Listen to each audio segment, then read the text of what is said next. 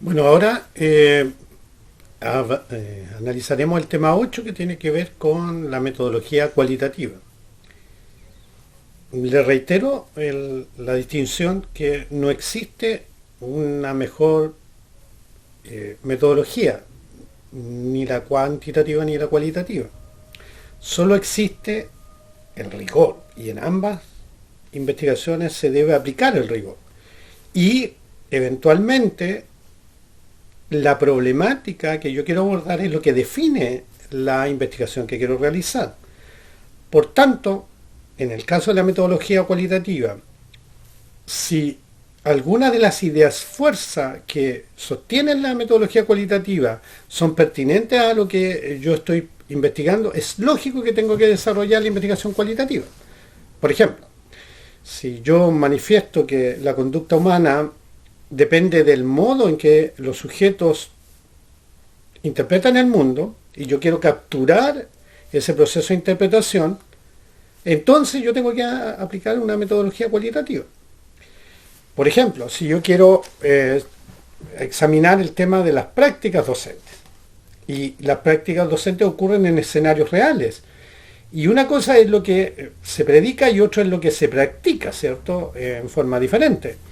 Entonces, ¿cómo yo me puedo acercar adecuadamente a esas prácticas reales?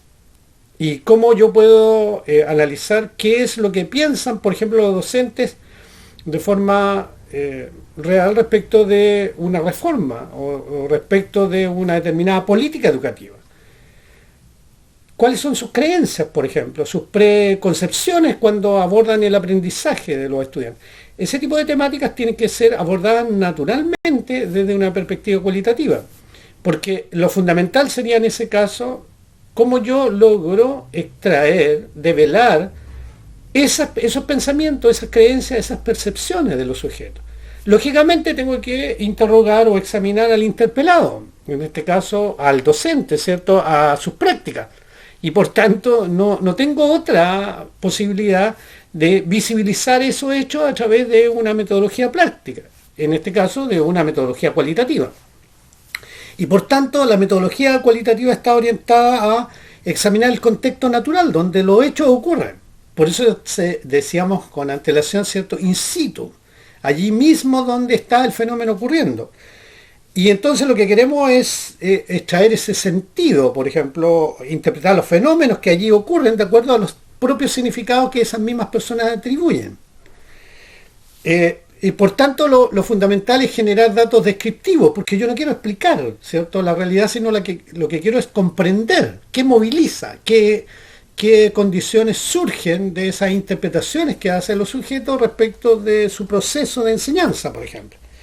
Y entonces no me queda más que examinar las palabras, los hechos, las prácticas, las conductas de esos sujetos. Y eso constituye el objeto de estudio.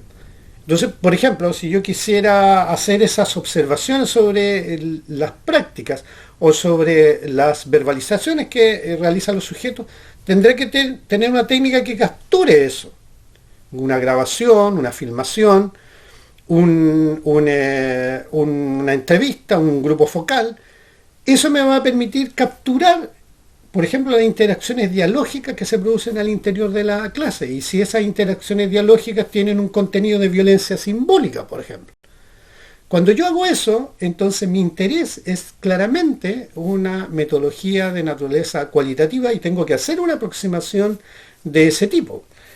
Entonces utilizaré notas de campo, registros, grabaciones, fotografías, películas, ¿cierto? Cualquier elemento que me permite registrar. Y todo eso va a generar una descripción densa, descriptiva. Voy a tener yo digamos, un conjunto de elementos que llamaríamos ricos, ¿verdad?, pero no generalizables. Porque lo que me importa a mí es capturar ese fenómeno en su singularidad, en aquel escenario donde ocurre, que puede ser muy distinto la realidad de una institución educativa con otra institución educativa. Una institución educativa en un escenario administrativo particular pagado es muy distinto de un escenario municipalizado. Pero aún en este último escenario, por ejemplo, si hay un mecanismo de gestión diferencial al interior, una organización, un grupo de padres o un contexto, uno puede ver eso. Muchas veces va a un escenario educativo e instituciones que están en el mismo contexto operan de forma radicalmente distinta. Bueno, la investigación cualitativa va a perseguir develar esas prácticas de un modo distinto.